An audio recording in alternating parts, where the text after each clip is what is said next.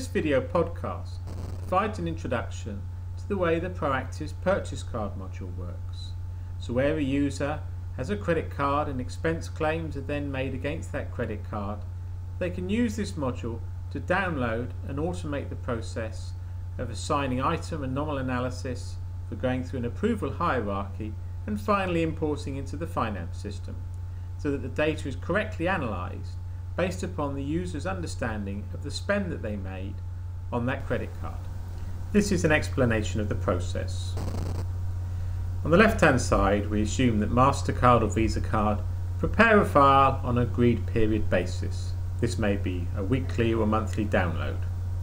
A member of the finance team will then log in and download the file onto a secure server. This is then imported into the Proactis server, and the purchasing card module then creates a single expense claim per credit card for each of the transaction lines that are in there for that card.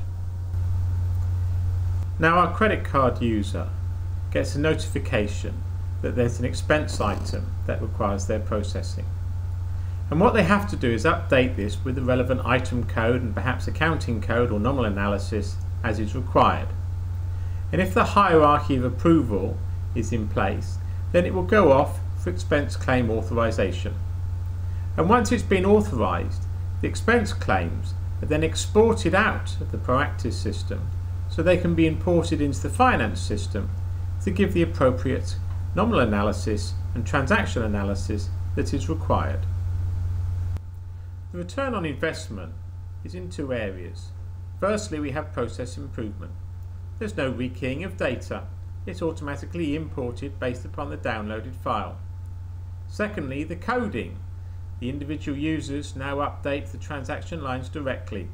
We don't need finance to send out spreadsheets and then someone to update a spreadsheet and then to re-import the data into the system.